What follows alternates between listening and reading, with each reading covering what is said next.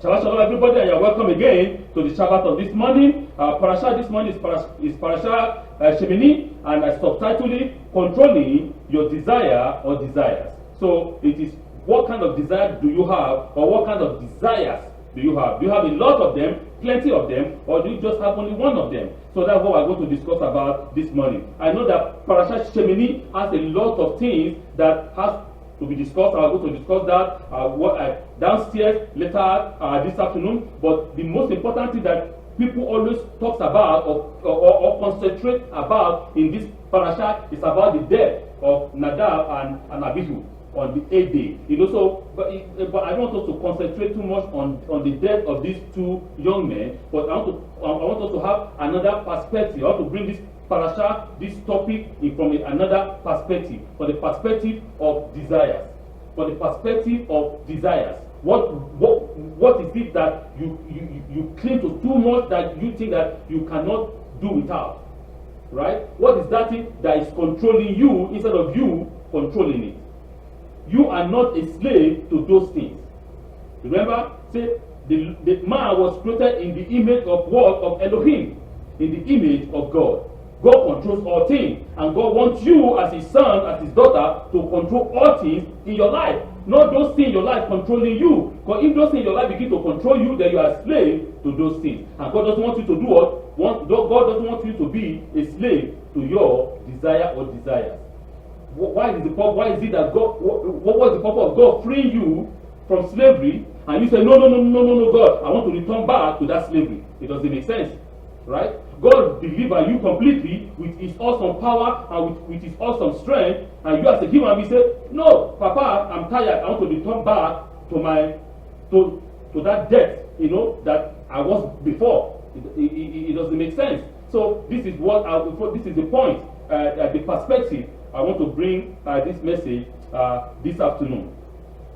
The Holy One, blessed be He, spoke to Aaron, saying, wine and beer, or wine you shall not drink, you and your sons with you, when you come to the tent of meeting at the appointed time, when you want to come to make a service. Right? That you shall not die, a law forever throughout your generation. Leviticus, Vayikra chapter 10, verse 8 and 9. The Torah does not forbid the use of intoxicants. In fact, there are many passages in the Torah that endorse the use of intoxicants as a legitimate form of expression of joy before the Holy One, blessed be He. For instance, concerning the second tithe, it is written, you shall give money, and you shall bind your money in your hand, and you shall go to the place that the Holy One, blessed be He, has chosen, your God has chosen, right? And you shall give your money, and you for all that your soul craves for cattle, for flocks, for wine, and for beers, and for all that your soul shall ask of you. And you shall eat there before Adonai, the Holy One, blessed be He, your God. And you shall rejoice before Him with your entire household. That is Deuteronomy chapter 14, verse 25 to 27. See, the Holy One, blessed be He, is even telling us here in the book of Deuteronomy, I repeat again, Deuteronomy chapter 14, verse 25 to 27. The Holy One, blessed be He, is telling us that drinking wine, beer, any kind of intoxicant is not bad. Actually, he said it is good for you. That you have to drink and rejoice and bless the Lord your God and let your heart merry. Shlomo Hamelech say, what is the purpose of the man? To drink, rejoice with his wife, and bless the name of the living God. So that is the purpose of the man, to rejoice and bless God. That is it. But what God is saying here is that you cannot allow intoxicant to control you. You have to control beer, wine, anything. If we are just using beer or wine as an example now, okay? Because there are thousands of things in the life of a man that controls him. Right? Some people say, is it money that controls you? Remember, people say, having money is the source of evil. That is not true. That is not right. Allowing money to control you is the source of evil. God didn't say that money is bad. No. God himself said, okay, bring your money, bring it, because it is the money that makes things to flow, that makes things to work. Right? God himself designed it that way. So, but let's say that I will die, I will kill myself if I don't have this. Then that's what the issue is. Right? You shall not allow money to control you, or the desire of money. Say, I need to kill for me to have this. I must take it by force. And I don't care what happens. That is a problem. So there's a lot of thousands of intoxicants in the life of a man. When I use the in the life of a man and a woman, right? In the life of a person. Is it, oh, you know what? Is it your son that is your intoxicant? Is it your children that is your intoxicant? Is it your husband that is your intoxicant? Is it your wife that dictates everything for you, that even though your wife says, sit down there. If you go to Shabbat this morning, I deal with you. You say, yes, madam. And you are a zombie. If you make your noise, madam will deal with you. You don't have your own free will. All your free will is controlled by the madam. You are like a dog chained by the will of the madam. Or maybe by the will of the man. Right? Say, hey, the wife says, honey, I'm going to study the Torah on Mondays. You know, the study from, let's say, from 6 o'clock to 7 o'clock. I'm going to there to study the Torah. And the man said, no, it's not acceptable under my roof. If you go and study the Torah, I deal with you. You either pack your load and go out and stay in your what do you call it, in your synagogue or wherever you want to study the Torah. Don't come back here. Oh, yes, sir. You know. So, but what the issue here is this: you can negotiate with your husband. You can talk. You can discuss. Okay, when can I do this? I'm not saying to be disobedient to your husband. Neither should I say be disobedient to your wife. No, but I'm saying these are areas that we can balance things out. We can iron things out. You can tell him or her, okay, you can tell him the benefit that he's going to benefit by studying. Maybe he doesn't understand. So, by the study of the Torah. And because men always want to protect their own what? Interest. When you can see that the wife is even protecting or guiding his interest, I'm telling you, it will give you a free ticket. You will buy the ticket. Your husband will buy the ticket for you. Not ordinary class, but he's going to buy you what? First class.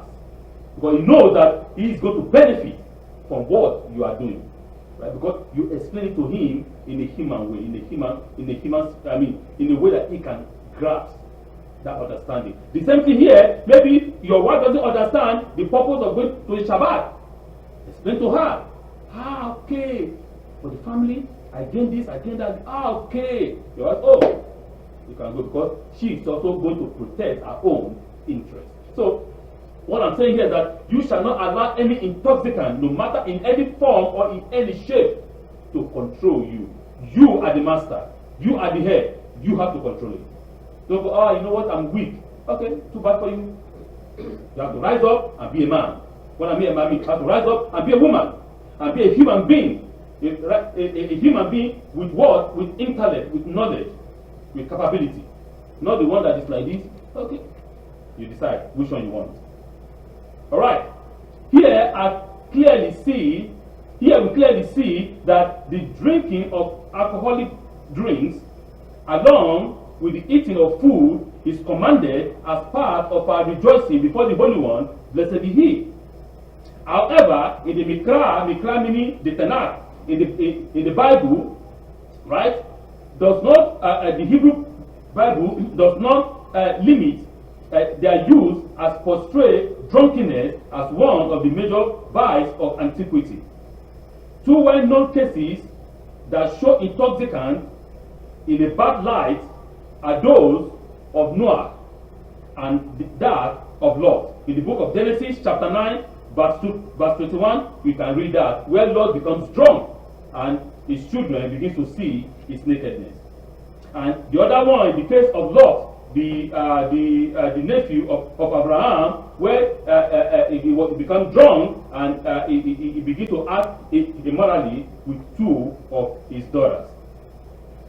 The symptoms an effect of strong drink are vividly pictured also in the book of Job, chapter 12, verse 25, in the book of Psalm, chapter 107, verse 27, in the book of YHWH, in the book of Isaiah, chapter 28, verse 7, and in the book of Hosea, chapter 4, verse 11. You can read all those things there. Why the Tanakh condemned over indulgence in the stronger term, it does not prescribe total abstinence as a former and as a universal rule. God didn't say, do not drink at all. No. He didn't say that. In certain circumstances, the use of alcohol is prohibited. That is, when the Kohen is on duty, in the book of Leviticus, chapter 10, verse 9. And for the Israelites who are taking upon themselves the vow of Nazir, right? They call it in the English, they call it the Nazarene, right?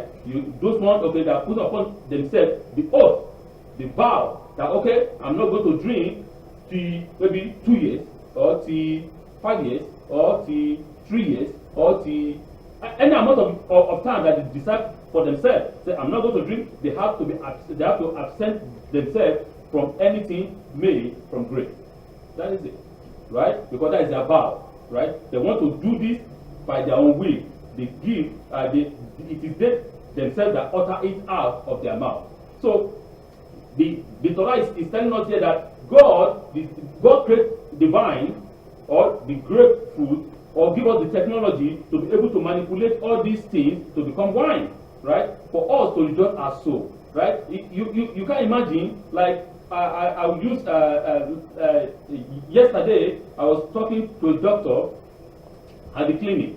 The doctor said, you know what? I left the civilian clinic and I joined the military clinic because I begin to act weird. I said, Doctor, you, it's a Chinese doctor. Say, Doctor, you, why, why do you, why did you begin to act weird? He said, because I know myself. When I was in civilian hospital, I began to snap with all the nurses.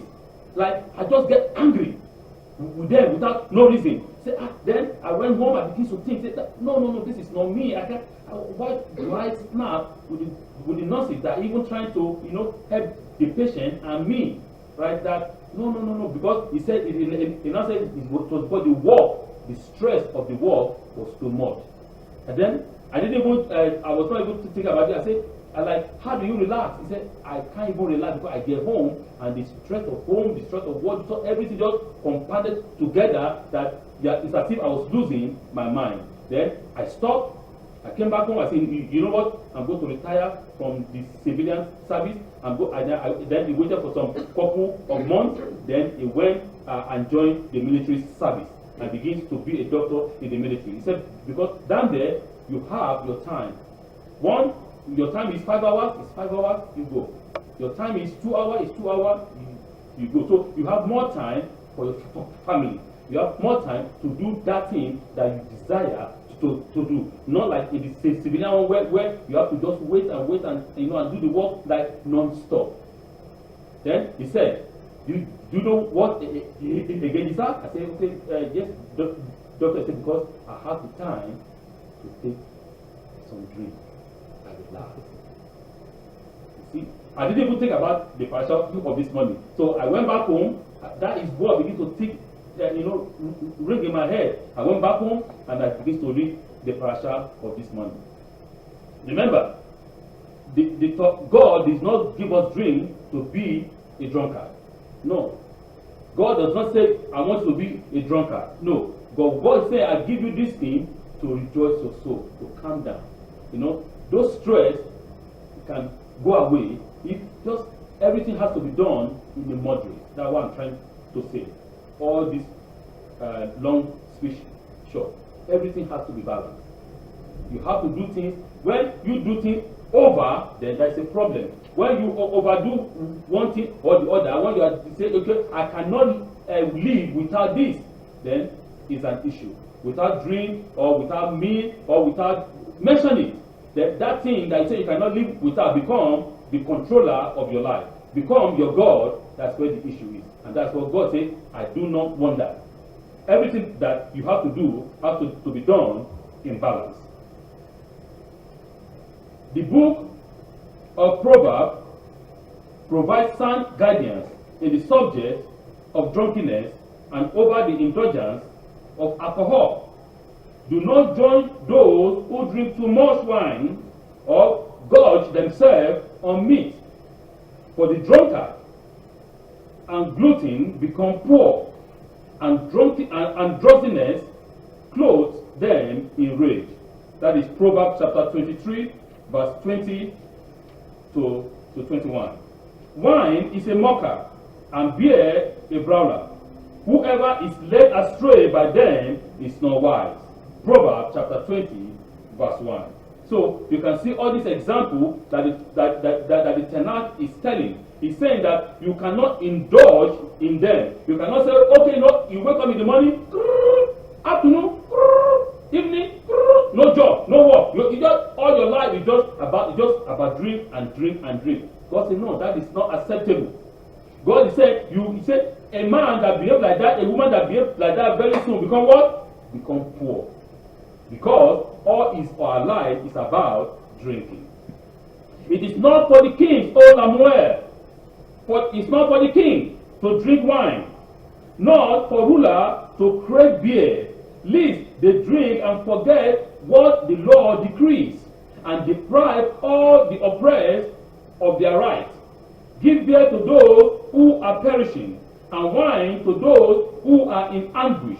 Let them drink and forget their poverty, and remember their misery no more. You see, man thinks that he's very smart. Oh, yeah, let me drink, I'm going to forget it. Okay, you drink, and when your eyes is open, the misery is still there. It's like an ostrich that put his head in the sand and want to see the misery. Yeah. But the misery is not going nowhere. You raise up your head, he's there. He's still there waiting for you. He's going nowhere. You have to tackle it. You have to fight it. You have to stand firm and say, get out of my way. Then, by the time you raise your head, it's no more there. So people are deceiving themselves with their own thinking, with their own kind of understanding. You know, I can drink my way out of this issue. No, you are drinking your way, not out, but in deep into that issue that you are about to say that I want to drink my way out of it. Because that issue will remain without you tackling it, right? So try to drink it, I won't see it again, it's a waste of time. Let's see here. He said that habitual drunkenness is depicted as a social ill that causes poverty and a violent society bereft of wisdom. Rulers, judges, and officials should not indulge in alcohol or be under the influence of intoxicants while performing their official duty, lest they corrupt justice and cause the innocent to suffer. When the, let's say, the Supreme Court of Canada and the Chief Judge of Canada is drunk, you know, say, okay, the case of Prime Minister and the Monsieur John, right? Monsieur John is an innocent man, you know, simple man. And Prime Minister is my friend because I'm the Chief Judge and we play golf together at the same golf course, you know, or tennis together in the same. My son is a boyfriend to his girlfriend, to his daughter. So my job is to do what? To defend the interest of the Prime Minister. Because I know the Prime Minister, but Mr. John, I have no idea where it comes from. Even though he's a Canadian that pays tax, that do everything perfectly well, but he's not my friend. And he's a poor man. It's not on my league, you know. We're not in the same league. It's not intelligent. Me, I'm so much intelligent than Mr. John. And me, you know, I took some vodka, you know, 70 degree, you know, like real alcohol, you know, not this one, real vodka, real alcohol, right? Now I come to the seat and I'm sitting down and I'm giving my judgment. How would my head be sound? The case that Mr. John played before me and the one that the Prime Minister played before me, how am I going to decide which one is normal, which one is whose side is the law? Because when my mind is already being what, it's not even there. Because my mind is in alcohol. right? And the alcohol has blinded my face, but I know that Prime Minister is my friend, right? I don't want anything to happen to my pal, right? Prime Minister is my pal, and the other one, I don't give a damn. I don't know him. I'm going to miss judgment, right? I'm going to give, even though the man, Mr. John, is right, and the Prime Minister is trying to oppress him because he thinks that he's the Prime Minister, right? But I'm going to side Prime Minister because he's my friend, and because alcohol is still ringing in my head. I can see. I'm blind to the truth. I'm blind to the judgment. Even though the book is in my front saying Mr. John is right, but I'm going to say the opposite because Prime Minister is my friend. So, matters of the state and the protection of the afflicted comes before personal pleasure. Exactly. Nevertheless, wine and beer are seen as a legitimate means of alleviating the stress and woe that comes with life, which is normal, right? God said, okay, go on Shabbat, drink a wine. On our wedding, we drink wine, we rejoice, we bless God. On our festival, we drink wine and we glorify the name of God. But don't be drunk. Don't be every day. It's about alcohol. You cannot live without it. Those things control you. I'm using alcohol as an example. You yourself know everything in your life that controls you that you think that you cannot do without. So you have to just remove alcohol and put that thing in that place. Okay, please do not allow anything to be in control of your life than you yourself. You should be the one in control. You should be able to distinguish what is right from what is wrong. Is this thing affecting my relationship with my Creator? Is this affecting my relationship with my wife? Is this thing affecting my relationship with my husband? Is this thing affecting my relationship with my children? Is this affecting my relationship with the society? Is this affecting my relationship with my community? I need to iron it out. I need to be of a sound mind, and I need to face it, and I need to remove it out of my life, because this cannot be right. It's not right. So this is what I'm trying to tell us this morning.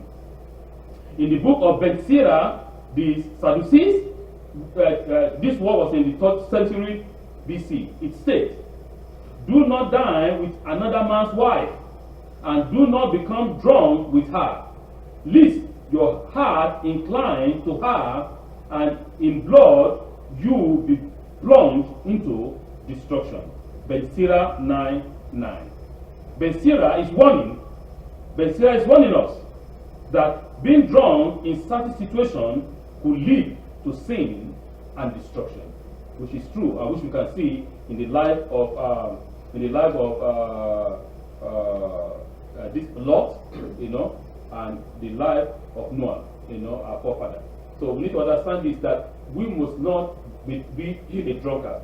So like the two sons of Aaron that went into the temple with their eyes not clear, after consuming some alcohol. There's different understanding, but the Torah gave us this saying that when you come to the service, when you come to my service, when you come to the temple, when you come to the same synagogue, you must be of a sound mind. So if your mind is not sound, you cannot comprehend. You go and you return the way you return back to your house the way you are. Why did you come in the first place? That is the question. It's better for you to sit down in your house, watch TV, play golf, do exercise, do something that benefits your soul. If you are going to come to the synagogue being drunk and you are not there and your mind is not sound, it doesn't make sense. It's a waste of time, right? So, but when you come to the synagogue with a sound mind and you just listen and you go back home better than the way you came, hallelujah, I praise God. I'm very happy that you can put this word into practice in your life. And say, okay, this is what I heard, this is what the rabbi said, and this is what the Torah is saying. I can read it, it's right there. Then I can better my life. But there's no reason of us coming if we cannot better our life. There's no reason of us coming if we cannot live according to what the Torah is telling us, if we cannot practicalize the Torah, if we just say the Torah only by the word of mouth. To cover it up, Parashat Shemini is not all is not gloom and doom, right? That's one thing that we discussed yesterday at YHWH, which I want to bring it all into conclusion. In this Parashat, finally, we can see the benefit of being a brother. That is the first time in history, in the Torah, that brothers actually live happily ever after. Right? In the book, in the first book, Cain and Abel, right? The junior was favored, right? Above the senior. The senior rise up, kaput, the junior. Kill him, right? Kill him. Okay, he kill him. We also see again in the case of the twins of Jacob and Esau. Hey, he stole my blessing. La la la la. He ran away. You know, we are going to kill him. I'm going to do all these things. We also see in the case of Joseph and his other sibling, right? Oh, he's a dreamer. Let's kill him. Let's sell him there is this conflict always between brothers, right? But the first time the Torah is giving us this understanding that Moshe and Aaron was different. They have their misunderstanding, but their misunderstanding was not into the kind of misunderstanding that we read before them. Killing, destroying, selling, or say, I want to see his hand. Even though Moshe was junior to Aaron, but Aaron is not seeing Moshe as his junior. No, Aaron is seeing God that is in Moshe, that is controlling Moshe. And because of that, Aaron has to do what? Has to respect him. I was giving an analogy yesterday. In the kingdom, the king, if a king, even though they make a 9 years old, 7 years old become a king, and 100 years old man coming to the palace to see the king, what does he do? When he comes to the king, he prostrates himself. Live long, O king. He's not bowing down to that 7 years old boy. No. He's not bowing down to that 10 years old boy. He's not, or that 10 years old queen. No. Or that 15 years old, 30 years old, 50 years old. No. It's not that he is bowing down to that person as a person. What he's bowing down to is the crown. The crown is above all. Because the crown is endorsed by God himself. He's bound down technically to God. So that is the perspective that we have to understand it. That Aaron was not, doing like a zombie to Moshe. No, he was following the instruction that God gave to Moshe to give to him. And both of them combined effort. They were not fighting, quarreling, destroying one another. They combined their efforts together to lead the people to the promised land. Because their vision is for the people to enter the promised land. That we will do everything in our power. We will forsake everything in the world to make sure that our people enter this land. So they work actually together effectively to realize that dream. Not like the brothers before them. They're only fighting, killing, destroying each other. Remember, it is, I don't know how it is like that, but in the Torah, it's always the junior. God always pick the junior. And there is a lesson that we need to understand there for the senior. That God is asking us, be humble. I want to see how you go to act. If you can respect your junior, then you will respect me. If you does not respect your junior, how can you respect God? If you kick him, If you, the one that you see and the one that you don't see, so it doesn't make sense. So if you see your junior that is prospering, your job is to back him or her up. Combine efforts together to raise your family up, your family history, your family tree, your community, everything that concerns your family.